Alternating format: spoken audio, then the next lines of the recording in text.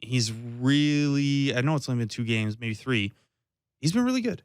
Yeah. He's looked a lot more like the Scottie Barnes I expected to see this year. Mhm. And I don't know, I wanted to ask you actually. I know it's your show and you're the host, but Yeah, like go ahead.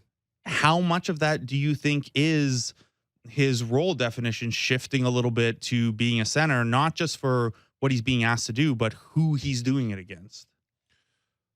Yeah, no, I think a lot of it to me is this role going back to center, which he actually played last season for extended stretches. And I think it's not just like, oh, he's playing center in the sense that like he's just getting the ball down low and he's just setting screens and it's not touching the ball. Like he's a center who's going to have the ball a ton, almost in a Draymond-esque way, almost in like when Ben Simmons used to play the 5 sometimes for the Sixers, especially when Joel was out.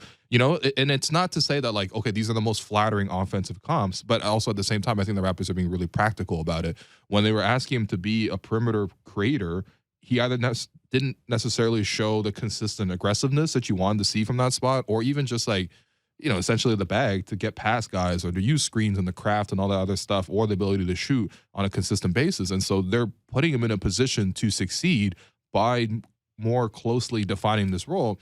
I think for me, I like the defensive element of it because what they're able to do now is with Scottie on a center and OG on the opposing star wing, you're able to then switch a lot of your pick and rolls, right? So we've seen that with, Scottie on Joel Embiid and then OG on James Harden. That's the central pick and roll action for the Sixers. You can switch that. You can neutralize the advantage, right? We saw that against the Suns where Scottie this time was guarding the ball and Chris Paul, and OG was a lot of the times on Ayton. You could switch that, neutralize the DeAndre pick and Ayton roll. played in that game?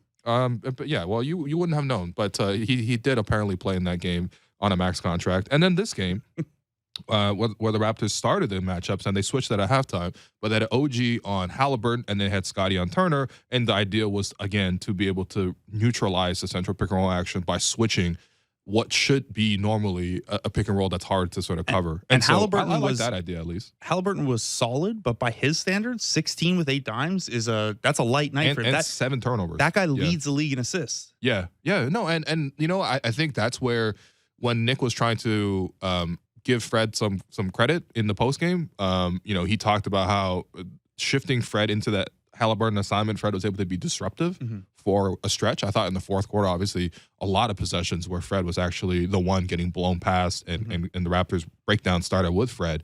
So I don't know if I totally agree with Nick on that front, but there was a good job on Halliburton. But overall, I think there is a versatility to this, and it reminds me a lot of last season. It's putting him in a position to be successful the way he was last season. And last season, he won Rookie of the Year, right? And for me, I'm just looking for more consistency. But since the Raptors put him at center, they are 3-4, which is not a great record, but they've competed in most of those games. Some of those games they just couldn't close out, like the Sixers game, for example. They should have closed that out. They should have won that.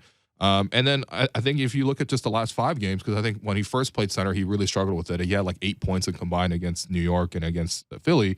But in the last 5 games here, he's averaging 18. He's averaging 9 rebounds, 5.4 assists, 2 steals, a block, shooting 49% from the field. I think if he did that all season, people would be pretty thrilled with that kind of production, and there wouldn't be as many conversations about Scottie, which there have been this season. So I think it's just practical. Playing him center right now just plays up his strengths and it limits his weaknesses. And that's just, to me, not just good coaching, but like what you should be doing.